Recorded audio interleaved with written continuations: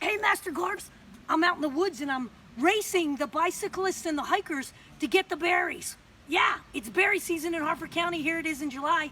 And this is an invasive species, so it's helpful if you eat them, because the more you eat, the more controlled this plant can become. It's a little bit aggressive in our environment, and it's called the wineberry. A lot of people confuse it. They think it's a raspberry. Come take a look. You can tell it's a raspberry because they have little caps. They're open on the inside. You can tell a raspberry from a blackberry because of those little caps, the way you can almost put them like on your little pinky, stand them on your finger. That'll tell you have a raspberry. And these are from Asia. This is an Asian variety. That's why it's an invasive species in Maryland. An invasive.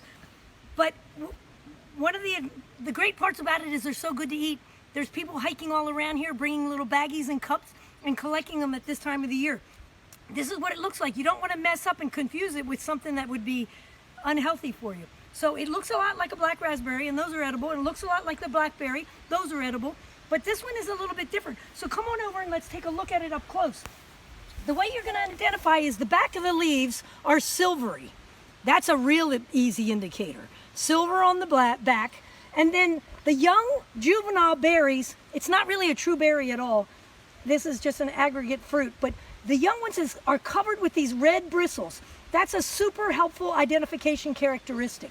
And then after those mature, it opens up into these berries. I like them when they're real dark ruby, the color of this one. But other people like them when they're not quite so developed, more of an orange color, so orangey or red. And then they have a real sticky substance on them. When you pull them off, there's all kinds of things will stick to them. Sometimes you'll find insects stuck to them. So you need to inspect them before you eat them, because otherwise, sometimes when you eat those insects, they're a little bit bitter.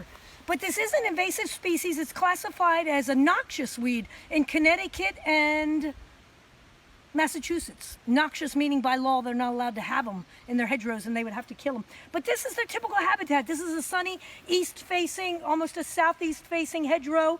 They love to be along the edges of the woods. If you find them deep in the woods, usually the berries are not as well developed and they're never as sweet. So if you can catch them with the morning sun on them, that's where they taste the best. The birds love eating them. I love eating them. It's just a fun time of the year when you get out hiking. And around here, man, you better get on them or those bicyclists are going to get to them first.